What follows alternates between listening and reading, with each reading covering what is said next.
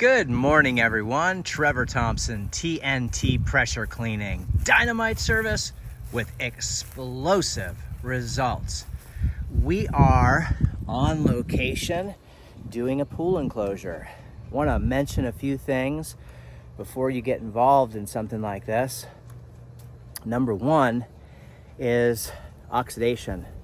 Check that the structure, whether it's black, whether it's white, that oxidation is or is not present. That will give you a good idea how you're going to go about cleaning.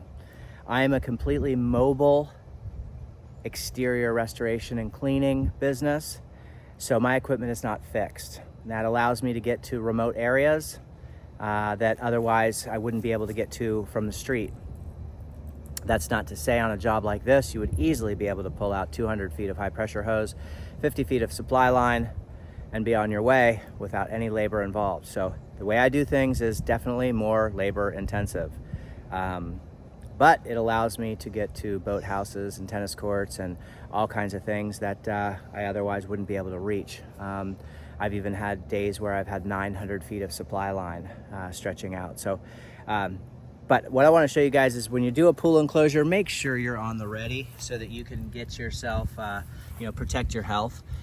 Exposure to sodium hypochlorite can set you up for a pulmonary disease down the road. I wear this while I'm inside the cage.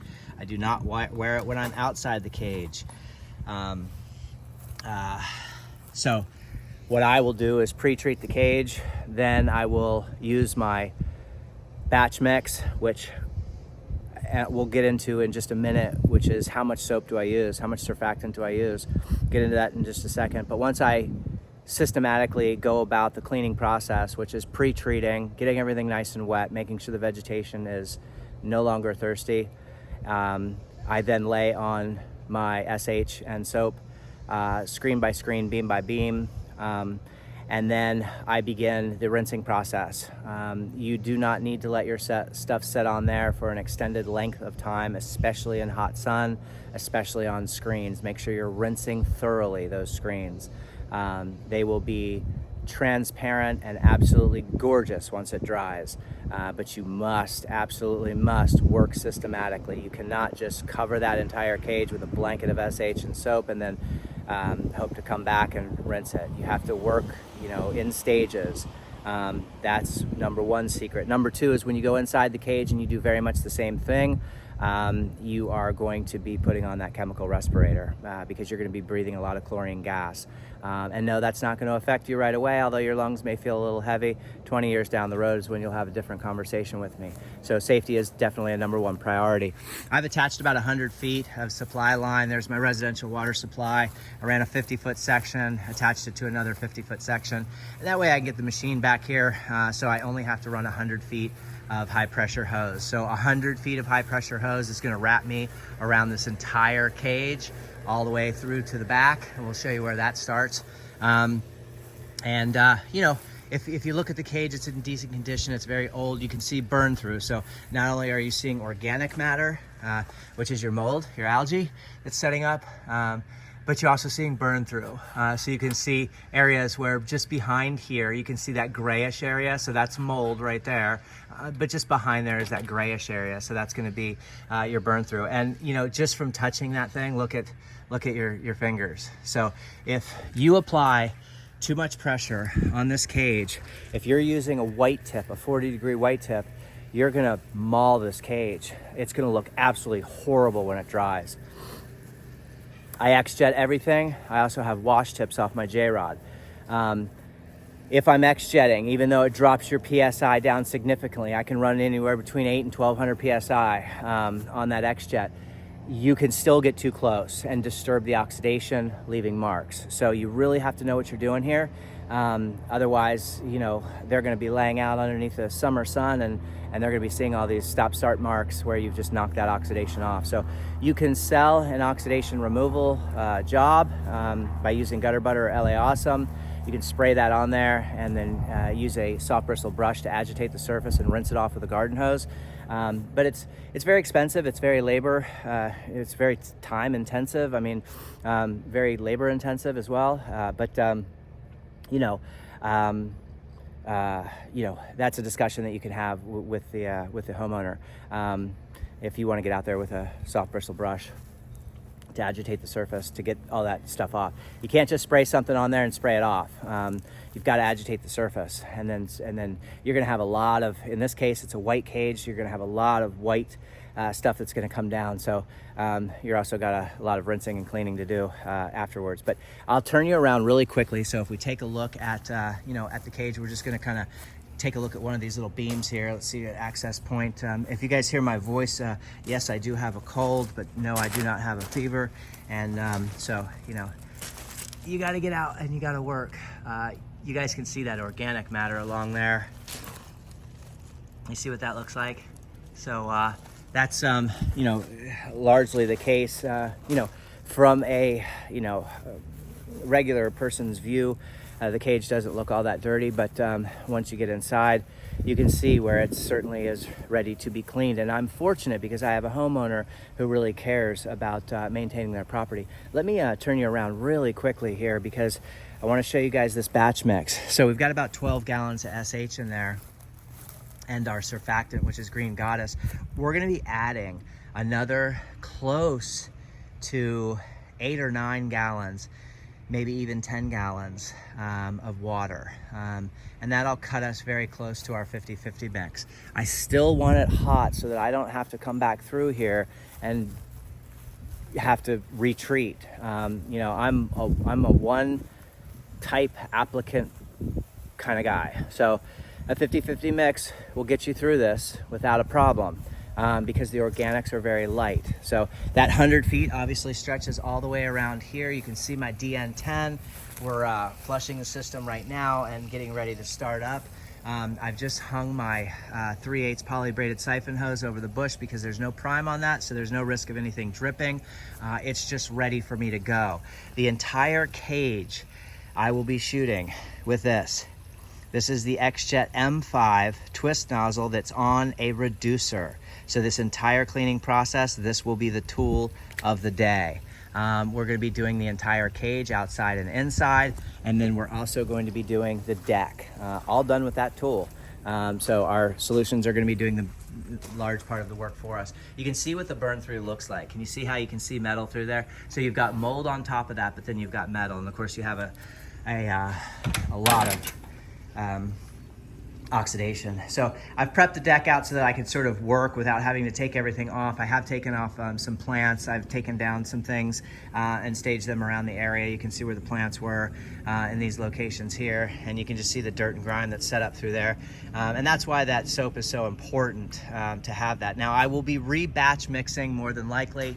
And strengthening my mix to do this deck because I don't want a 50-50 mix on here. I want probably you know, more closer to a 3% mix. You know, so anyway, when I turn you up here, you can kind of see some of the beams. Although the sun is not in our favor, you can see what those organics look like across the top of the beam. So those look nice and bright and beautiful. And I'll turn you over here so you can kind of see what this looks like here. You can just kind of get an idea of, you know, of what your organics look like through there. So we'll zoom you in real quick so you can kind of see. And those will be bright white and beautiful once I'm done. But the reason I made this video is because it's so important that you guys don't use a lot of high pressure, because see your tops? That's aluminum. Your paint has failed on this cage. So this needs to be sanded and repainted. But you can see a lot of your seams, you can see your organic matter, your growth through there. And you have to be very careful because you know that this deck paint is not all that great either. So a high pressure tip would kill it. And even the XJet at too close of a range would also begin to chip up. So you really have to know how to do this. You also want to do this systematically so that when you're pushing this through here, you're not getting anything into the pool. Very, very, very important. It is always wise to ask your homeowners to schedule the pool cleaning a day after you clean, just in case you drop some stuff in the pool that doesn't get into the filtration system. But you can just see what the rest of these beams look like. So you can see burn through, you can see algae, you can see mold, you can see mildew, and yes, you can even see a lizard. See that little guy? There he is. You're gonna have to leave, buddy, because you're gonna absolutely hate the caustic.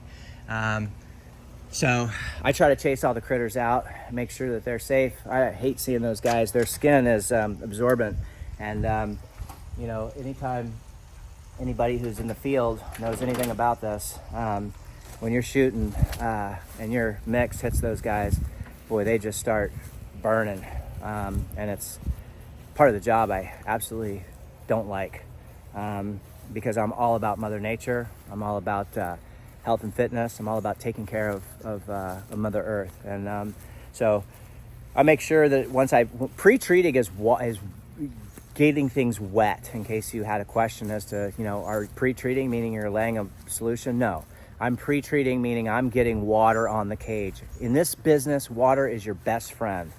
Water creates a barrier. Water protects. Water cools things off so that it can accept. You go shoot solution on a hot screen, and that solution is too hot, you're gonna burn those screens, and you're gonna be left with a panel that's not fixable. So, you know, if you don't know what you're doing, call a professional. If you're in this industry, know your dilution rates, and be safe out there. Take care, everyone. And I got this cart from Tractor Supply. It's lasted about 3 years. You can see the rust on it. But I roll my hoses up in there. I keep all kinds of spare parts in there, and that little sucker just comes with me everywhere. And it makes life real easy. You know, I see guys having a lot of problems with a lot of, you know, they're using Flexzilla, which I absolutely love Flexzilla, but, you know, on their hose reels, you know, you basically need to unwind those things all the way. Otherwise, you're going to get a kink, and you're going to lose. You know, you're not going to get the pressure that you're looking for.